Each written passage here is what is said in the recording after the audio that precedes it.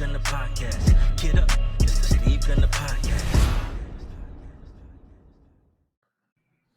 All right, welcome to another episode of the Steve Gunter Podcast, where we discuss the steps, the strategies, and the mindset of real estate investing tailor-made for the pro athlete. I'm your host, Steve Gunter, and it's an honor and privilege to be with you today. Look, folks, I am here with another special guest, Max Vigliotti. He is a 14-year real estate veteran, a former collegiate baseball standout at Stonehill College, a member of the Compass Sports and Entertainment Division serving the Boston, Massachusetts market. Max has represented high-profile pro athletes who played for the Red Sox, the Celtics, and New England Patriots. Damn those Patriots, man. Damn those Patriots. And today he calls South Boston home. He enjoys fishing, and above all, he's a good man, my man. Max, it's an honor to have you on today, my man. Thank you so much, sir. Appreciate it, man. Wow, what an intro right there. I appreciate that. Look, man, we got to do it right for you. Man, that was good. That was good. I appreciate you, brother. Well, thank you for having me. I've been, you've been doing this pod for a while, and I'm like, man, I got to get on there, man. Yeah, so you do a great job. So it's actually a privilege to be on your podcast. So, well, thank you so much for saying that, man. Really, it's a pleasure to have you. I'm just thrilled to go deep with you and talk about so much as it pertains to business, real estate, and your overall experience. You have so much to share about the Boston market, about the luxury market, about working with pro athletes. I mean, you are a wealth of insight. And so I'm really looking forward to digging into that. But before I do, I've heard something about you, man, that we got to address. I got to bring this up, my brother. All right. Look, I heard that one of your fashion don't do's is wearing white socks with black dress shoes. I thought Michael Jackson made that fashionable, bro. What's up with that? I don't know where you dug that up from, but that is true. I'll tell you a funny story. It was because I was in high school, and one of my buddies, by the name of Mike Hickey, he lives in Portland, Maine. He's actually a college football player. But anyways, one day I was wearing black shoes with white socks, and he pulls me aside. He's like, "What are you doing?" He's like, "You never wear white socks with black shoes." So I'm like, ever since then, I'm like, you know what, you're right. So, I got called out at one point, so that's why I don't do it. I know Michael Jackson probably made it famous, but that's right. Black shoes, black socks. Look, Max, one of my early childhood memories is wearing black shoes with white socks. And I used to also rock the tail in the back. You remember those days? Oh yeah? Oh, yeah. Yeah, man. I used to rock the tail in the back. I remember going to church with black shoes and white socks, black pants, and I had my tie on. And look, I feel like I was doing the thing. You know what I'm saying? Yeah. Well, I was popular back then, Yeah. Listen, did you have it braided up a little bit too? Oh, yeah, it was braided. Yeah. Yeah, man. Yeah. Did you have one? No. There was a guy in my neighborhood, though. There was a guy in my neighborhood who had one. But sometimes he had it as a little puff, too. So yeah. That's right. That's right. I tell you what, I remember those vividly. Yep. That's real good, man. Yeah. Real good. Well, look, man, let's dive in, man. You right. entered, Max, the real estate market at a very interesting time. Towards the tail end of the Great Recession. That's about the same time that I entered the market as well. Yep. What were the market conditions at that particular point in time? Okay. In Boston, and how did you navigate through that? Great question. So I got my license in 2009. Yeah. Right before 2010. Obviously, coming off of the market crash, the housing crisis, and in Boston, typically Boston in general is a very traditional market, right? You have not a lot of areas to build. It's a smaller city. So prices, they hold very well, and they consistently go up, appreciate year after year, right? So during that time when I got in, you had a lot of inventory, right? A lot Mm-hmm. more inventory to buy, and then you had a lot more, and you had a lot less buyers, so a lot more people couldn't get financing. So things were moving a little bit slower. You had a lot of inventory, and then you had not that many qualified buyers. But Mm-hmm. as in any city, you have investors. People came in with cash, started snapping up all those units. And over Mm-hmm. time, as the market got better, there was more favorable market conditions. Yep. Inventory started getting very, very, very tight. Right, for like you could argue for 10 years, inventory was creeping down, creeping down, creeping down. So Mm-hmm. now in the market, we have the kind of the opposite. We have very low inventory, and we have um, buyers that are kind of are locked into their old rates, right? Yep. Their old homes, Yep. and then you have people that are kind of priced out of entering the market. So it's like Mm. there's like some pull there too. Yep. So but any city, Boston is very, transitional. People come and go regardless. So, you know, Mm. it's still a good market. It's just things are moving just a little bit different. Right. You know? Right. Right. Right. Very interesting, and it's funny you talk about what that market climate was like because not that it's funny, it's just it's just reminds me Yeah. of what the market was like here as well. Hmm. And the inventory levels were extraordinary. Yep. Man, I can remember, Max, I cannot recall the exact number of months of inventory we had on market at the time, but I want to say that it had to be at least 24 months worth of inventory. You, yeah, I'm And sure there was. and to that point, everybody was selling their home at a discount. Yep. And at that time too, there were a number of short sales on the market. Hmm. And so for the audience who do not know what short sales are, that is when a home sells for less than what the home is actually worth. And Correct. then there's a difference that is owed to the bank. And oftentimes the bank would agree to that lesser amount, and on some occasions they may actually decide to allow that difference to be income to that seller for the year, and so they could just kind of file it on their taxes for the year Hmm. as income. And it's crazy when you think about it in that way, I but know. that was those were the conditions. Hmm. Those were the conditions. But talk to me a little bit about um, what did you learn during that time period getting into the business? Because when you got into the business, Max, it wasn't all roses, man. You know what No. I'm saying? Like, you had to learn how to hustle, how to Yep. do business. What did you learn? So you nailed it. It's hustle, right? Yeah. And luckily for me, I got into the business with a company, and a lady who gave me a shot. And Mm. she was, it's funny. I was working at a company out of school, and doing sales. I pretty much got fired from my first job out of school, right? So I'm like, I got Mm. to figure something out here. Yeah. I was at a charity event with some friends, and I ended up meeting one of the top brokers in Boston. And we chatted. She said, what do you do for work?" And I said, "I'm in between jobs." She's like, "Basically, you don't have a job." And I'm like, "Yeah, yeah, I don't have a job." So Right. she took me under her wing. She says, "If you want to get in real estate, get your license, and when you get your license, give me a call." So fast forward maybe a few months later, got my license. I had her business, saved her business card. Got my license, called her up.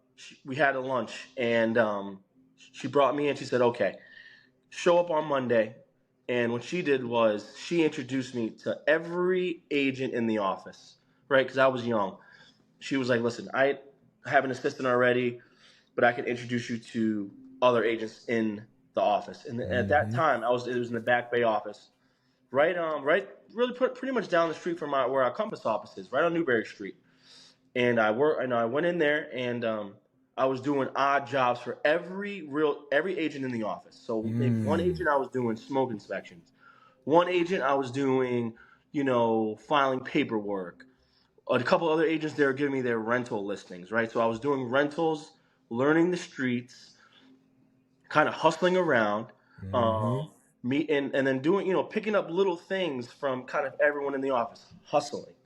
And then, obviously, real estate is a lot of learning on the go, right? Yep. Somebody can tell you, hey, this is how you do something, but until you're in that environment, you're in that situation, you're not going to know how to handle it. But you learn a little bit, you learn the streets, you learn the lingo, and then all of a sudden, hey, maybe these renters, maybe they rent again. Maybe they turn into a buyer, right? They turn into a buyer, then they turn into a seller. So it kind of all grew from there.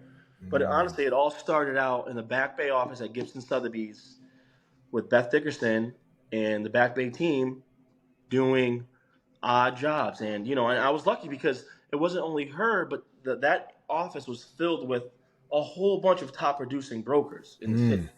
And they were doing business all across the city in every neighborhood outside the suburbs, wealthy suburbs. So I got to learn a lot from a lot of good agents. And when I really take a step back and think about that, I realized how lucky I was, because I've spoken to some people and they'll say, yeah, like I never really I didn't have a mentor, or people where I work, they were out to like get you, or the work environment that we were in was very conducive to like helping and wanting people to succeed, because if you succeed, the office is succeeding. So Right. and it was and I learned that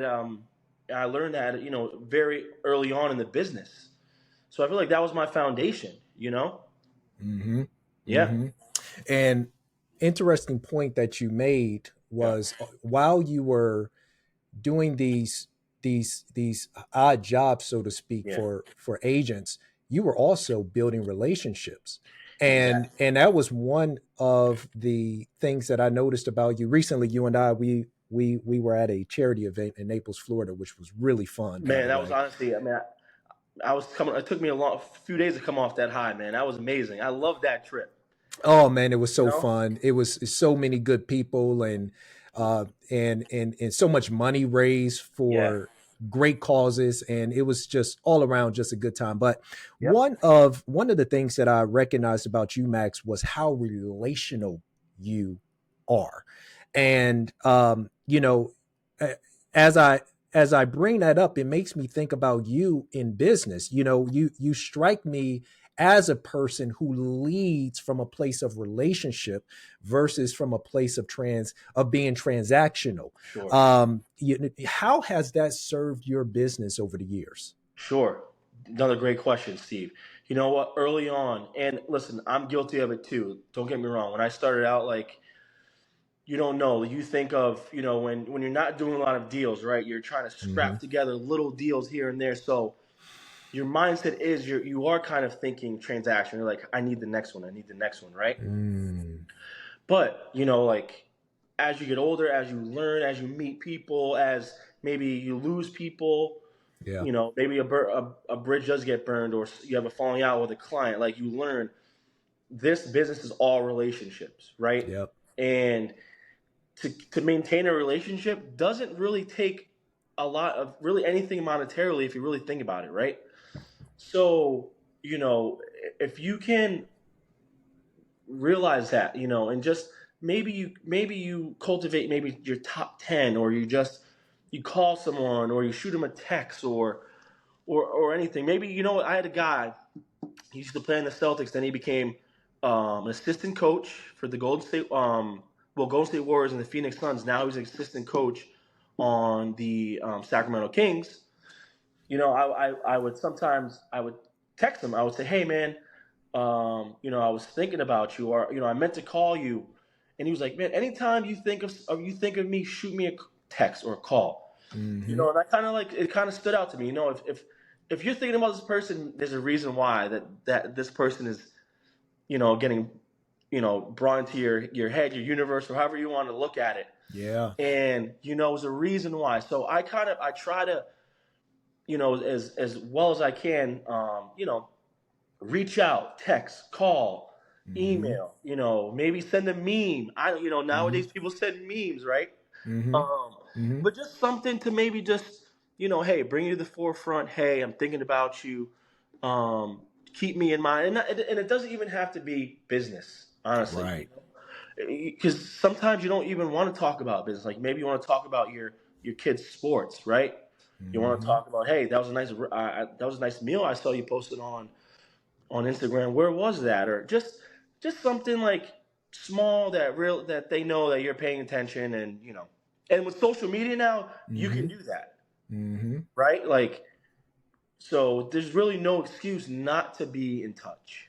And Max is really about being organic, isn't it? Yeah. It's not necessarily a tactical approach. No. You know what I'm saying? It's not about tactics and strategy, and Yep. it's about being organic and just being a human. I mean, Exactly. Exactly.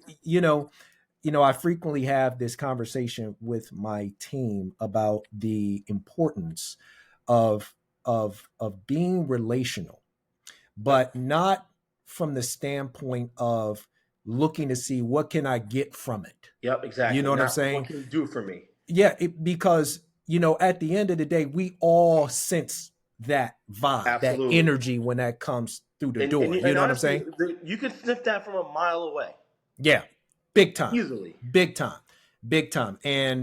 And so it's important to just be organic, just be a Yep. human, and really look to give good vibes, and in return, at some point, perhaps not, something may come of it. But it's Exactly. it's it's it's cultivating that garden, isn't it? Exactly. Exactly. And I love that you said cultivate that garden, because not many people in that are my close friends and friends in Mass know that I am a big gardener. I have a big garden. Really?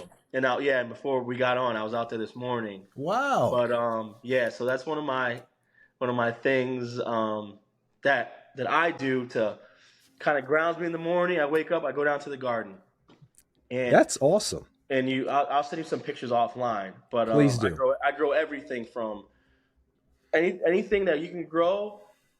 I grow it Mm-hmm. Mm-hmm. in this zone, in this hardness zone. So we're six. How many years have you been doing that? I've been gardening since I was a kid. My dad always had a garden growing up, and Mm-hmm. he would probably kill me now that I'm telling you this, but he used to have tomatoes, hundreds of tomatoes, Mm-hmm. and we used to have these hedges. So me and my buddies, I probably shouldn't be saying this, but we would take some of the green tomatoes, and sometimes there would be cars coming by. We were maybe like 10 years old. I just took a sip of water.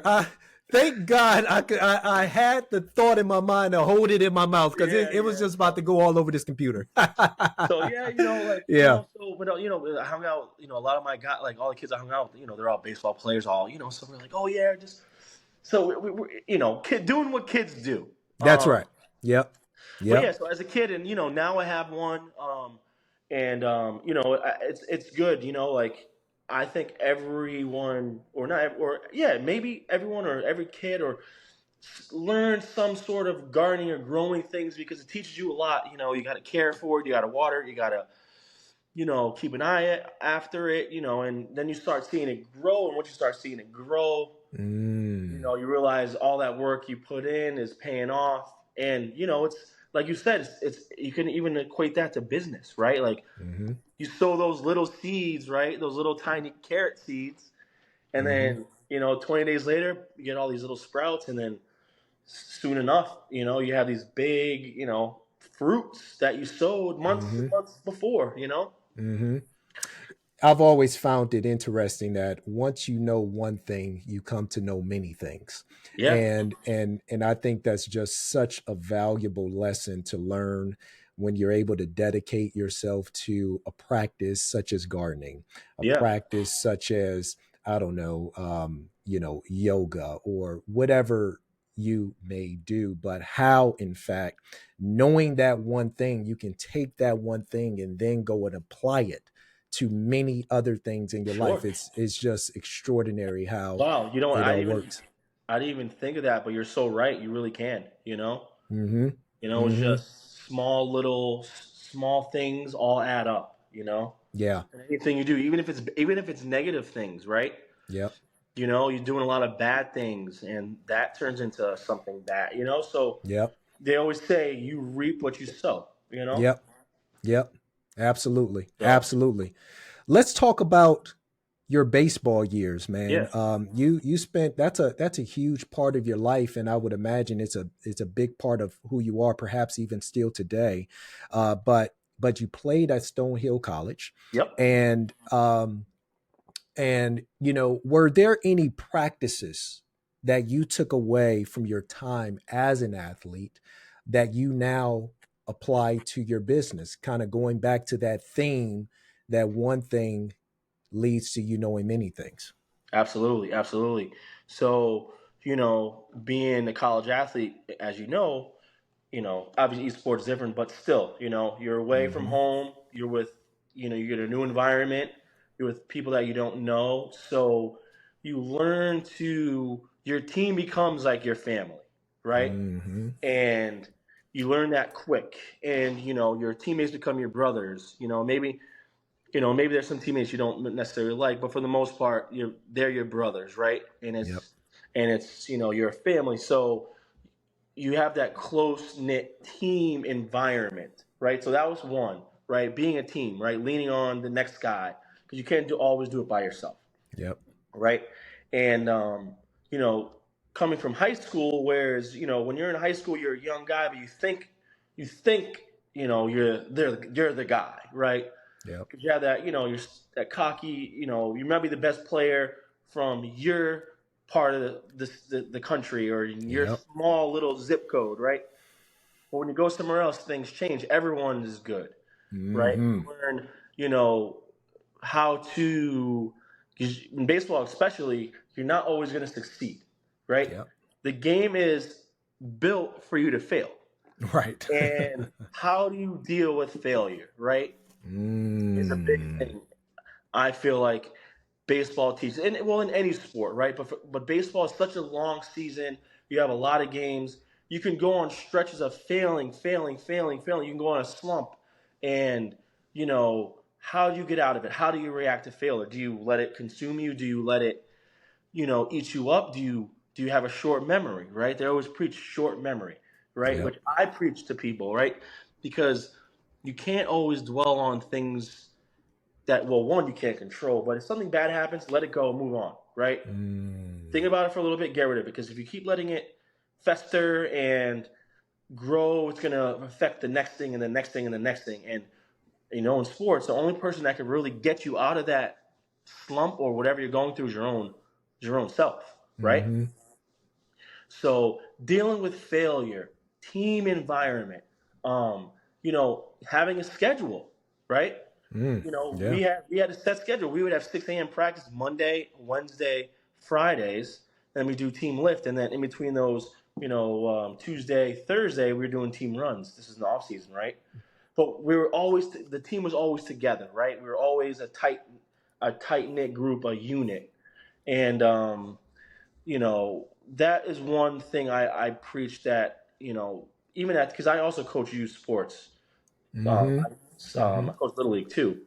Yeah. And I always tell the kids, I'm like, hey, be a good teammate, pick your teammates up, and don't, if you're doing very well, don't get too cocky. But if you're doing Yep. really bad, don't, don't stay in the gutter, stay in the middle. And Yep. you could equate that to business too, right? Yep. Say, hey, in real estate too, especially, Yeah. hey, you did 5 deals in a row. Shoot, I'm Mm-hmm. thinking about buying a new car, maybe, Right. or right, splurging on something. Yep. But always remember those times when, damn, I might not even have enough money to pay my cell phone bill, or Mm-hmm.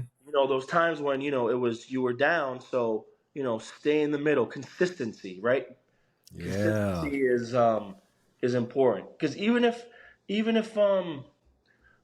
might not see results immediately, they will come, Mm-hmm. right? They will come. It's like I said, it's you you're gonna what you put in is it's gonna pay off down the road. And Mm. I was actually chatting with another guy from our division the other day down in Naples, Greg Hyder from Yeah. Scottsdale. Yeah, that's the man Said, right there.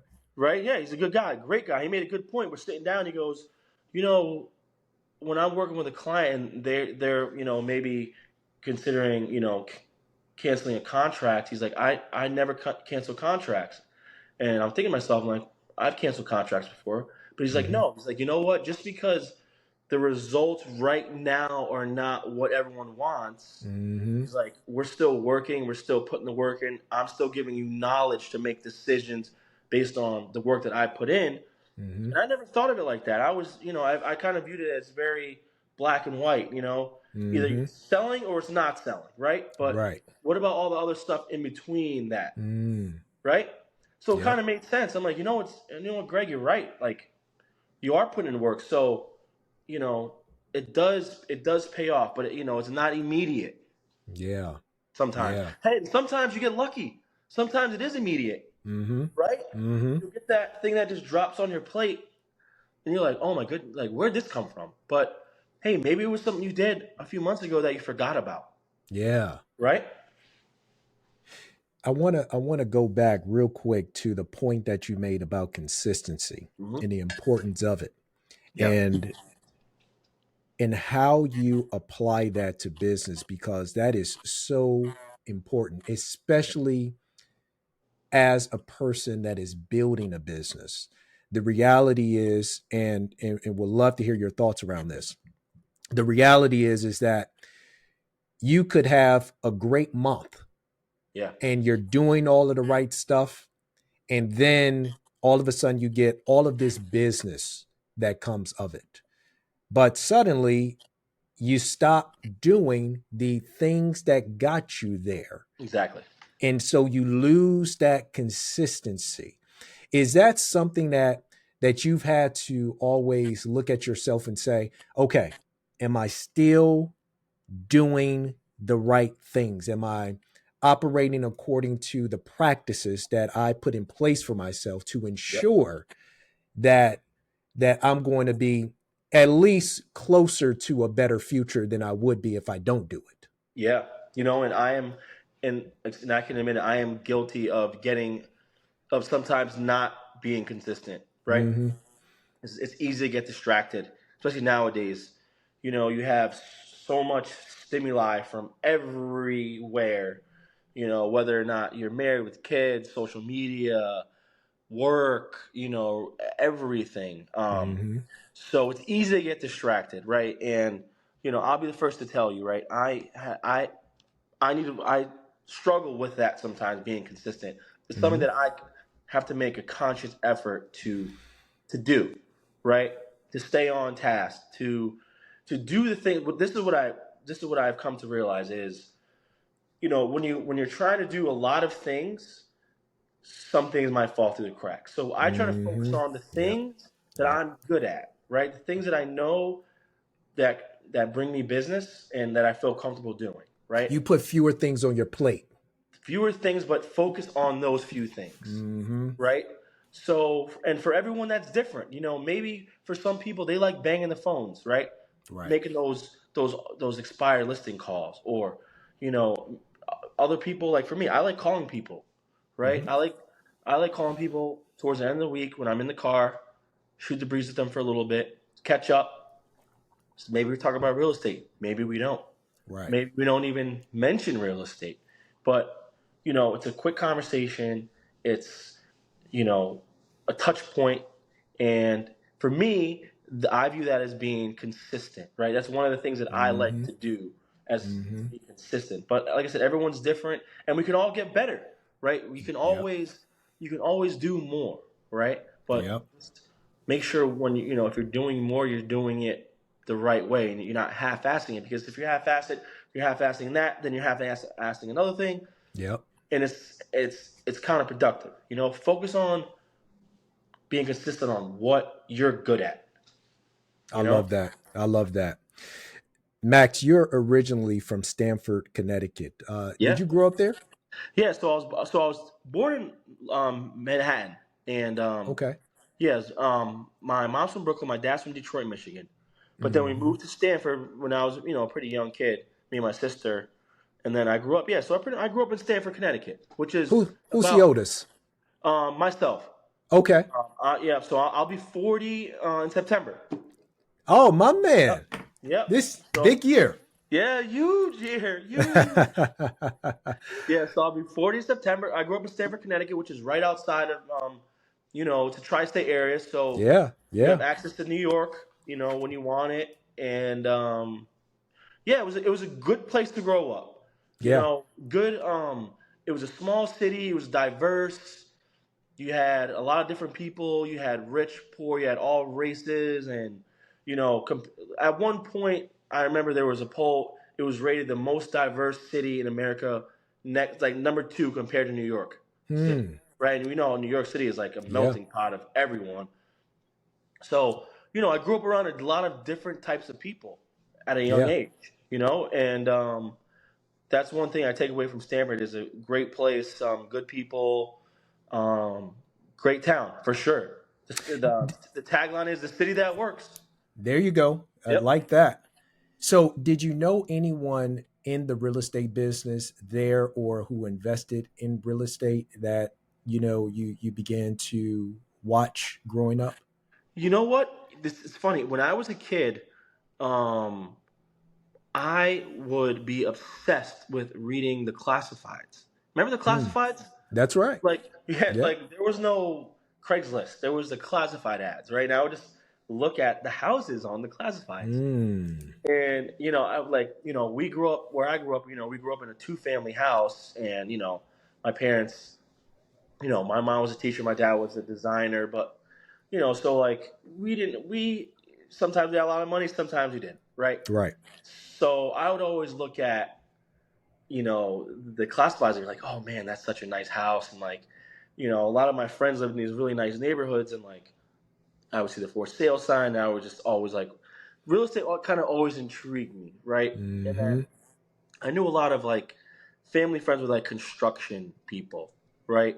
And then like some family friends were also like realtors, but my my love for real estate really didn't really happen until I was a lot older, you Hmm. know. Because as a kid, I was just focusing on sports and like riding my bike, Hmm. and doing Having doing fun. kid stuff. Yeah, having fun. Exactly. Not playing Fortnite, that's for sure. That's right. You know, so unbelievable. so you grow up and you get Yep. into the real estate business. Ultimately, you begin to learn your craft. Yeah. But who was it that really had an influence on your career? I know you mentioned the agent who Yep. brought you in essentially from the very beginning. Was that the person who had the biggest amount of influence on you, or were Yeah, I there would say others as there's well? been a few. There's definitely been a Hmm. few. Beth Dickerson obviously being one of them because she gave me my shot in the business, right? Yeah. She, really put her neck out there for me and did a lot for me. Introduced me to a lot of people. Um, and then down the road, I would say honestly, my partner Allison Mazer. You know, Mm. she's an SC. We actually got introduced together from our old boss Beth, Hmm. and she had been in the business for a little before me, but she moved back from LA and we linked up, and we kind of always like worked together, but if we were on like a team, like Yeah. she would always bring me in on things, and or like if something she didn't want to handle, she'd like give me a little bounce pass, here's a little layup for you, or not necessarily a layup, but here's something you Sure. could work with, right? Right. It's up to Right. you to.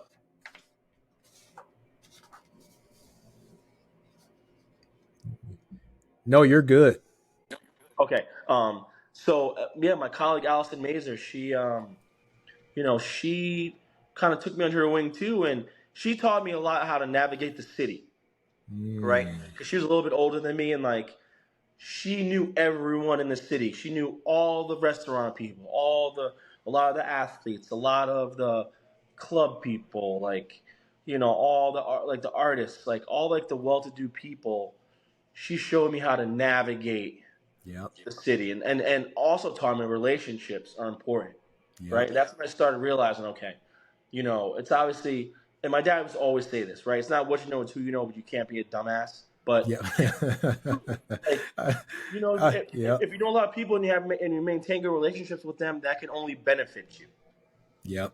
right? Yep. We keep coming back to this theme of relationships, and it's just like it's so loud. It's like you're yelling it over a loudspeaker, Yeah. but you're speaking to this concept of building your network. Yep. You talked about how your partner, she has a very influential network that she can tap into, that she's tapped into, and how that benefited you, and now you have this very influential network of people. I mean, am I going down the right track?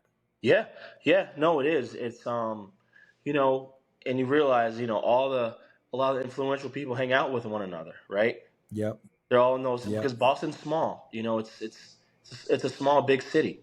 Right. So a lot of people know, they all talk, and you want to maintain a good relationship and a good reputation in the city, because if you don't, word travels and people are not going to want to work with you. They're not going to trust you. If you don't have trust, Faster than social media, man. yeah. Well, that's the Hmm. thing. A lot of things on social media are also, it's fake too, right? Hmm. It's all just you know a dog and pony show, as they say. Right. You Right. know, Right. That's right. That's right. It's true. it's a lot of it's fluff. A lot of it, Very curated. yeah, exactly, curated. There it goes. Hmm. 1,000%. That's the word I was looking for. So, So let's switch gears okay, and talk about the Boston market in of itself. yeah, Where are some of the neighborhoods you're encouraging your buyers to pay attention to okay. right now? What are you seeing? Okay, so I do a lot of business in South Boston. Yeah. South Boston, as you know, very popular in like movies, and um, a lot of new development there. A lot of young people going in there. A lot of new construction going on. A lot of new Hmm. restaurants going in there. It's a very popular neighborhood. So I feel like, depending on the demographic, where they're coming from, I try to lean maybe South Boston or the Seaport is a brand new, pretty much neighborhood in Boston. As you know, Boston's Mm, very old. A lot right. of buildings are built in the 1800s. Yep. Seaport basically was at one point a parking lot, right? And you had a Mm, couple buildings there. Now it's all high rises, and a lot of newer condo buildings, like very like high end amenities. Um, there's also a building called Winthrop Center, which is a great building for the city. Um, Pretty much brand new. There's there's a few athletes that live there. Um, Indoor pool, like just it's like New York City style, like you know mm, amenities. But yeah. Yeah. and then depending on, like, if you have a family, and depending on suburbs, if you want to be in the suburbs, the South Shore is always great. Um, Yep.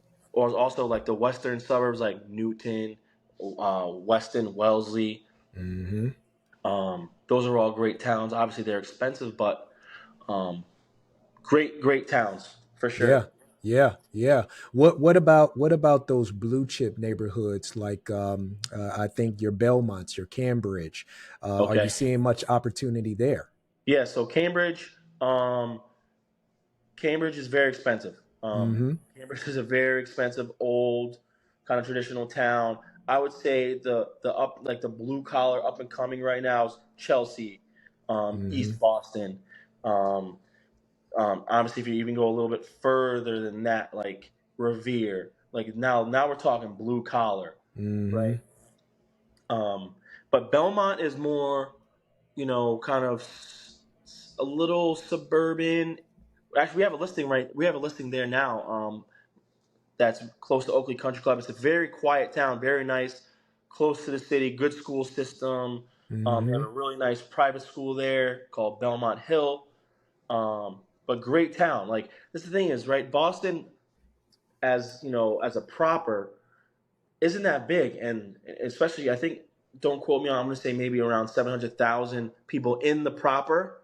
Hmm. But when you go to the greater Boston area, you have all these highly densely packed towns surrounding the city. So like Cambridge, Somerville, Medford, those Belmont, those are all their own towns, Right. right? So then, it's then the population grows. Mm. But Yeah. Yeah. but like I said, the proper itself isn't as big as everyone thinks. Okay. Yeah. Okay. Well, not such a bad thing. I mean, No. I would imagine, I'm sure you guys get your traffic too, but perhaps it's not Washington, D.C. traffic or New Whoa. York Well, City I traffic. I beg to differ. I beg to differ. Okay. Whoa, Steve, Steve, Whoa, Steve, hold Steve. on there. Hold on. Hey, no, I'm telling you, there was some list the other day. I think we rated like top three in America. It's terrible, honestly. Woo. And I'm not joking. Like I'm not saying this just to joke. Yeah. Like honestly, around 3 o'clock, you don't want to be on the road. You want to either Mm. be waiting to go to your destination or at your destination because at any time from 3 o'clock on, you're going to be in gridlock. Really, Woo. it's bad. And I will say this: when we had COVID, the one good thing about COVID was no one was driving, so you can get to where like the times Yep. were true. Yep. Like if it took 15 minutes to get there, it would be 15 minutes. Yep. Now it's like, if it's 15 minutes, tack on another 30 minutes. Woo. Like last weekend when people were going away from Memorial Day, like you can pull up your phone and look on the map just to see the Yep. traffic. It looked like a red spider just going in every direction Oh of traffic. God. Yeah. Woo. It's not great, and I think what's causing it too is a lot of the rideshare programs. Yep. Everywhere you look, there's an Uber, Lyft, and they have the things in the windows you can tell, but they're everywhere. And our public transportation doesn't work. Like the T, the Mm. which is the subway, is constantly breaking down. The cars are catching fire. They they're closing tunnels. Like it's a mess. So no one Mm. takes the public transportation. Mm. So Well, they got to work on that. The infrastructure here it's dated. sounds like you need to run for mayor. I don't know about that one. Look, uh, so let's talk about for sellers. What is the market yeah. like right now? Is it a good time to sell? So it's always a good time to sell. Mm. Right. The only thing is some sellers need to be more realistic on their pricing. Right. Okay. Because money is now a little bit more expensive than it used to be for people that are getting financing. So Yep. some Yep. sellers are still caught in that. Oh well, they want to get them. Obviously, they want to get the most money. We know that, but being as a seller, you have to just be a little more realistic in pricing, Yep. and have good marketing right now. But sellers, it's always a good time to sell, especially in Boston because you do have a lot of investors in this market, and investors might not be getting loans. So Mm. if it's a good deal, someone's gonna buy it. Yeah. Yeah. It's just things are just moving a little bit slower than normal or than Hmm. we were used to because it was going exponential for like 10 years straight, just Oh, it was everywhere. bonkers. Yeah. Yeah, just flying. So you listed it. It was like you list the property on say midweek, right? You don't do any showings until maybe you do open house Friday, Saturday, Sunday. Best and final offer due Monday at 5. You have 20 offers, Hmm. right? You just literally go into 20 offers and you just give them to the seller. Hey, here you go. Pick your Yep. best three. Then you go back, best and final, and then people are doing escalation clauses. Then it's like Yep. then the number gets so ridiculously high. You're like, oh my goodness. Yep. Yep. So, but yeah, it's but I will say the luxury market like really really high, like maybe 4 and up. Like I'm seeing some of those trade. And a lot of those people Hmm. are probably cash buyers, right? Yep. Yep. Mainly. Are you guys getting a lot of international buyers, or are Um, most of your buyers Well, I mean, we within? have in the past. I would say if I can take a snapshot right now of like our clients, I would say for the most part they're U.S. Okay. Boston, Okay. based. Yeah. Do you guys have a feeder market? Uh, well, I would say this in terms of feeder market, we do get some people from New York, that are relocating, like, or like the West Coast, like we get because Cambridge, right? There's a lot of biotech there, so um, Florida. I feel like we, Mm, we feed a lot of markets, right? right. Like Right. Naples is the feeder market. Like we feed Naples, we feed like West Palm, Miami. Like it's kind of and it's, yeah, we're kind of feeding people. But Gotcha. when I think of it, New York, a lot, people doing reload, the finance people from New York or California. Yeah, Got it. Got it. Last couple of questions for you, yeah, Max. A of course. common theme that I've heard from agents across the country Yeah, that work with pro athletes is that not enough of them have been taking advantage of ownership opportunities yeah, within real estate. yep. Are you seeing that same pattern within your area, or has that thought process begun to change? So great question. For the most part, the folks that I've worked with, um, they have their financial advisors, right? Yep. And you know, either that financial advisor is telling them, "Hey, you should buy this," or they're saying you should rent, right? So I Hmm. try not to step on those toes. Okay. If they call me up and say, "Hey," because those guys are the gatekeepers anyway, and I don't want to piss them off Right. because I want them to send me another client. Right. So, do I think some athletes could be investing more? For sure, right? Hmm. But I'm sure that they have a process for that. So Hmm. I try to be, hey, listen, tell me what exactly you're looking for or you're looking to do, and I'll help you do that, Hmm. right? Hmm. Um, but I would say this: some of the guys that are retired, now you see them getting into some investment Mm. ventures, right? Right. Right. Doing some other things like for instance, there's a football guy. He used to play in the Colts. He's Boston based. His name is Goster Churlis. He went to BC. Absolute legend. Played in the league for maybe 10 years, Hmm. but now he's in to real estate investing, um, doing a lot of commercial stuff. Yeah. But a guy like him, had a good NFL career, and then now is killing it in the real estate game, right? Yeah. Yeah. And it's probably very smart with his money. Had all the right people around him, and now is really, you could argue, maybe making more. Yeah. I don't know any of that information, but but a guy like him is a good example of that, making that transition. Yeah. You Yeah. know, I also, though, I love to hear about guys like you, Ben Moss, yeah, Koki Adasi, some of the partner agents that you and I have within our division, Ben yeah, being in Miami, Koki being in DC, and many other agents across the sure, country. I hate to name so many names because I forget a lot of people, and I don't yeah, want to do that. But I know that you guys are teachers yeah, to your clients. And it's not just pro athletes because you work with more than just pro athletes as yeah. well.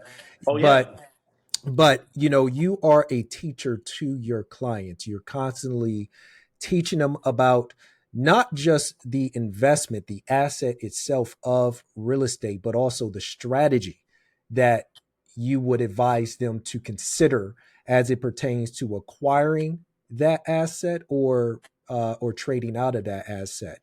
And so for that, I really do appreciate you, my man. And of course. I just wanted to make sure I shared that with you.